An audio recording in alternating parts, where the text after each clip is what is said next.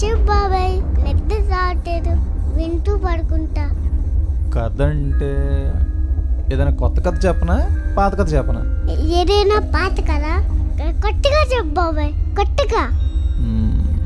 సరే, వినడం ఎందుకు, చూస్తావా? చూస్తా బాబాయ్.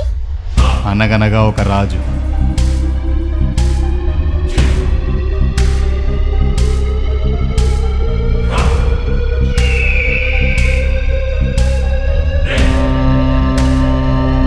ఆ రాజుకి 7 కొడుకులు. అప్పుడే కదా మన పొలాన్ని సాఫీగా సాగేదే. ఆ 7 కొడుకులు ఒకరోజు ఏటకెళ్ళి 7 చేపలు తీసుకొచ్చారు.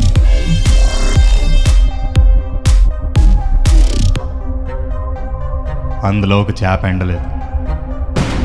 చేప ఎందుకు ఎండలేదే అని అడిగితే, నాకు గడ్డిమోపు అడ్డొచ్చింది అని చెప్పిందంట. గడ్డిమోపు ఎందుకు అడ్డొచ్చావే అని అడిగితే, ఆవు నన్ను మేయలేదు అని చెప్పింది. ఆవు ఎందుకు మేయలేదే అని అడిగితే, నన్ను గొల్లవాడు వదలలేదు అని చెప్పిందంట.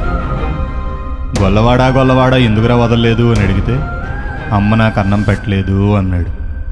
అవునా, మరి మీ అమ్మ ఎక్కడా?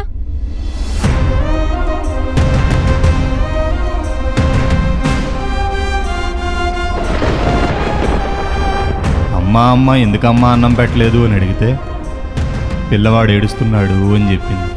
పిల్లవాడా దేనికిరా ఏడుస్తున్నావు అని అడిగితే, నన్ను చీమ కుట్టింది అన్నాడు. చీమ ఆండెందుకు కుట్టావే అని అడిగితే, నా బంగారు పుట్టలో వేలు పెడితే కుట్టనా అన్నాడు.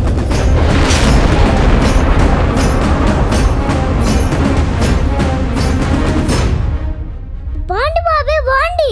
ఇంకా చెప్పు. ఇంకా ఇప్పుడు కాదు. మరి